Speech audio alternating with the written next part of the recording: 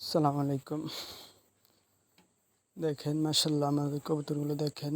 মাশাআল্লাহ এগুলো ডিম পাড়ছে দেখেন। আমি সবগুলো কবুতর এখন সেল করে দিব ইনশাআল্লাহ। আপনাদের দেখাবো।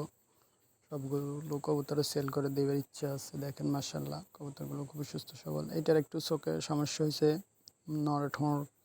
ঠোঁড়াইছিল না কি করছিল, চোখ দিয়ে এক চোখ দিয়ে পানি বের হচ্ছিল, আরেক চোখ মাশাআল্লাহ সুস্থ আছে। সবগুলো কবুতর আমি সেল করে দেব।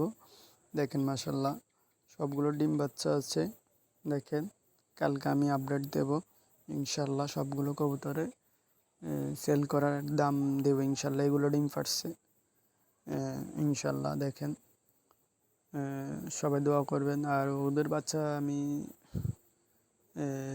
লাল জিরেটা নটটা আমি দেখো মানে আলাদা করে ফেলছি। এগুলো এটার আবার ডিম আছে দেখেন মাশাআল্লাহ। লেজ নেমে গেছে, এখন আবার আজকাল আমাদের ডিম দিবে। দেখেন এখন লাল শিরার সাথে লাল শিরার জোর দিয়ে আমি বিক্রি করে দেবো। আমি একটা কবুতর রাখবো না আপাতত। আমার কিছু কাজ আছে, তাই আমি কিছু কাজ শিখতে হবে। তাই কবুতরগুলো সব সেল করে দেবো। ঘুঘু পাখিগুলো সেল করে দেবো। সর্বোচ্চ একটা জোড়া কবুতর থাকবে বা দুইটা জোড়া, আর সর্বোচ্চ ঘুঘু পাখি একটা জোড়া থাকবে। আর সবগুলো সেল করে দেবো। এগুলো সেল করে দেবো বাংলাগুলো দেখাইছিলাম।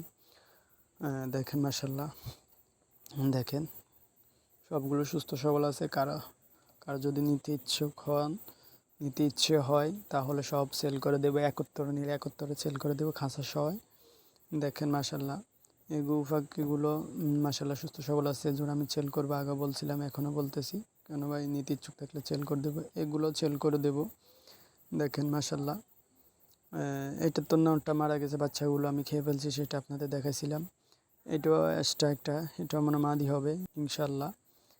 এগুলো আমি এখন রাখবো না। শুধু এই জোড়া ঘুঘু পাখি রাখার ইচ্ছা আছে, ফার্স্ট জোড়া ঘুঘু পাখি। আর না হলে কোনো ভাই নিতে ইচ্ছুক থাকলে সেল করে দেবো। এগুলো ডিম ফাটছে, একটা ডিম ফাটছে। আর এইগুলোর এবার ডিম জমছে, দুটো ডিমে ফাটছে। দেখেন মাশাআল্লাহ দুটো ডিম ফাটছে।